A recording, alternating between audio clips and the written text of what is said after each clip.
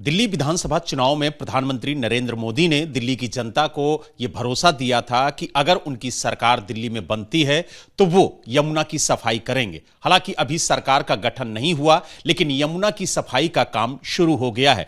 हमारे साथ बीजेपी की सांसद कमलजीत सहरावत जी हैं। कमलजीत जी, जिस तरीके से अभी से ही यमुना की सफाई शुरू हो गई है और यह तय किया गया है कि 3 सालों में यमुना को साफ कर दिया जाएगा, तो एक बड़ी पहल मानी जा रही है भारतीय जनता पार्टी की तरफ से।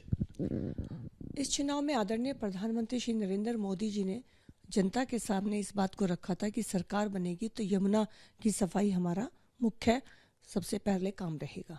और प्रधानमंत्री जी की यही खासियत है कि वो जो कहते हैं वो करते हैं, और इसी को लेके सरकार के गठन में अभी समय है, लेकिन इसका पूरा ड्राफ्ट और ब्लूप्रिंट बन गया है और आदरणीय लेफ्टिनेंट गवर्नर जी ने इसके ऊपर काम भी शुरू कर दिया है। आप जहाँ पर खड़े हैं द्वारका में, यहाँ पर साहेबी नदी, जिसको कि नजफगढ़ नाले के नाम से जानते थे, इस पर भी पहले लेफ्टिनेंट गवर्नर साहब ने काफ़ी काम करने की कोशिश की, लेकिन ये दुर्भाग्य की बात थी कि दिल्ली सरकार हाईकोर्ट चली गई कि लेफ्टिनेंट गवर्नर इस पर काम क्यों कर रहे हैं, तो वो काम रुक गया। इसके साथ ही मैं ये भी कहना चाहूँगी कि भारतीय जनता पार्टी के जहाँ पर भी हम लोग हैं वहाँ अपने काम को करके दिखाते हैं। अब इस समय जहाँ खड़े हैं द्वारका में, यहीं पर डीडीए का 9.1 किलोमीटर का एक हमने ऐसा एग्जाम्पल सेट किया है जिसमें हम एयरपोर्ट का सीवेज का पूरा आउटफॉल लेते हैं। जितना भी एयरपोर्ट पे गंदगी निकलती है वो सारी एक जगह हम लेते हैं, उसके ऊपर हमने 8 एसटीपी लगाए हुए हैं, और फिर ये जब 8 एसटीपी से पानी निकलता है तो एक कनाल की शेप में हमने इसको डेवलप किया है, और इस पानी के अंदर अब मछलियाँ भी हैं। तो मेरा आपको ये जो प्रधानमंत्री जी का है, इसके प्रति मैं अपनी बात कहना चाहूँगी कि प्रधानमंत्री जी ने जो कहा है, बहुत जल्दी यमुना साफ होती दिल्ली की जनता को नजर आएगी, और जनता जनार्दन को प्रधानमंत्री जी की बात पे इसीलिए भरोसा है कि वो जो कहते हैं वो करते हैं। कमलजीत जी, आपने कहा अभी सरकार नहीं बनी और शुरुआत हो गई कामों की, तो ये सरकार के गठन में देरी कहाँ हो रही है? क्यों बैठक नहीं हो रही है विधायक दल की? ये देरी नहीं होती। किसी भी सरकार में जब टाइम लगता है बनाने के लिए, फॉर्मेशन होती है, सारी चीज़ों को देखकर फॉर्म किया जाता है, तो इसमें कोई देरी नहीं है। किसी भी स्टेट का आप देखेंगे तो इतना टाइम लगता ही है। तो ये माना जाए कि जल्द ही दिल्ली को नया मुख्यमंत्री मिलेगा और उसके बाद सरकार द्वारा जो विकास के कार्य हैं वो शुरू होंगे?